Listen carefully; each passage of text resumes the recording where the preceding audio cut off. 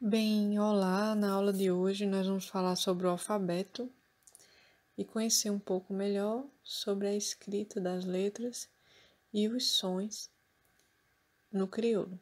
Primeiramente, o essencial é saber que o alfabeto no crioulo não funciona como a gente normalmente conhece no português, porque ele tem uma particularidade por tratar-se de um alfabeto fonêmico.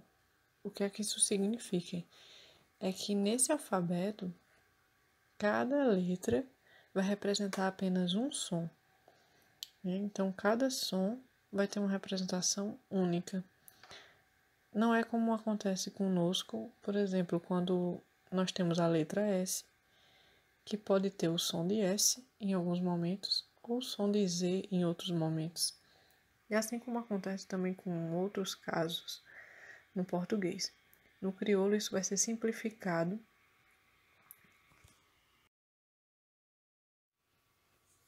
Essa simplificação se dá pelo fato de que, basicamente, o alfabeto, a escrita, né, ela vai ser um retrato daquilo que se ouve, daquilo que se fala.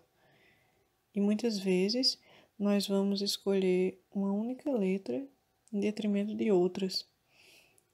Por exemplo, convencionou-se o uso do K, né?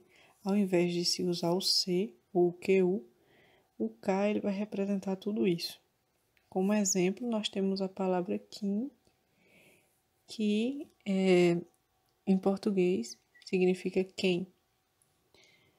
O mesmo vai acontecer com a letra G, que nesse caso não vai poder representar o som do J, como acontece no português com a palavra gentil, por exemplo. O G vai ser G. E aí nós temos dois exemplos no crioulo, que é o gosta, que é o verbo gostar, porque o verbo no infinitivo no crioulo não vem com R no final. E também o guerra, que significa a palavra guerra. Nesse caso, dá para perceber já também que não temos o R duplo. Ao invés de falar guerra, como normalmente falaríamos, vamos falar guerra. Então, o R ele vai representar esse único fonema mais forte. Não há no crioulo essa questão das consoantes duplicadas, nem RR, nem SS. O S, por sua vez, ele vai, né, sempre representar, a letra S vai sempre representar o seu respectivo som.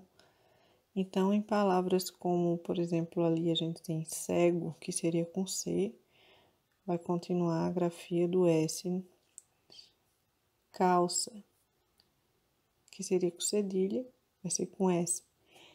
E o explica, ali é bem interessante essa diferença, porque o X também não pode ter o som de S, então vai ser somente o S que vai iniciar a palavra ali, o verbo explicar. E vai ficar daquela maneira, explica. O CH, ele vai representar o seu som, né, próprio, e vai substituir o X em alguns casos. O X, por sua vez, vai ser utilizado, a letra X vai ser utilizada unicamente para representar o som, como vai acontecer no verbo fixar, né? Que no crioulo vai ser fixa. A letra Z, mais uma vez, né, vai ser utilizada somente quando for para representar o fonema do Z. Então, em alguns casos, ele vai poder substituir o que seria no português o S, o que seria no português o X, como ali no caso de exame, a palavra exame vai ficar exame. Então veja que como essa questão do alfabeto fonêmico, que eu já tinha dito, ela é a representação daquilo que se fala, né, na escrita.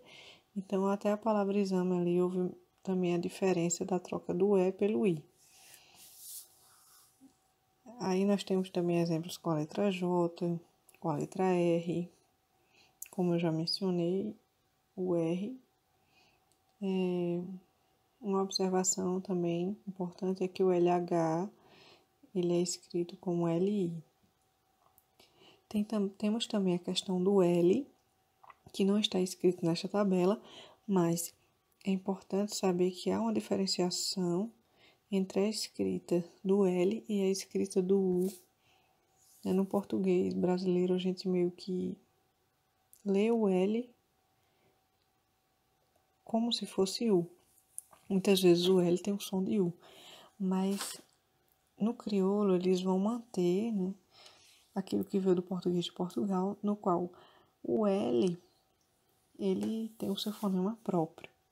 Na palavra alto, por exemplo, que a gente leria no português brasileiro alto, no português de Portugal e no crioulo, a gente teria que ler alto, porque tem essa diferenciação do L, que é diferente de quando usa-se o U.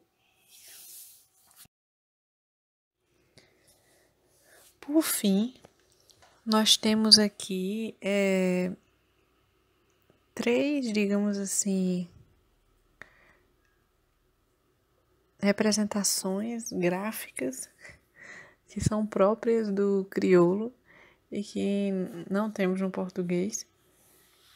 O primeiro é o ti, que está ali como exemplo na palavra tuba, que significa chuva.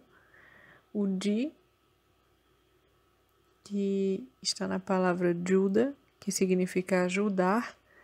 E esse N apóstrofo, que por fim ele significa o pronome pessoal eu. Então ele está inserido ali numa frase nabai, que significa eu vou.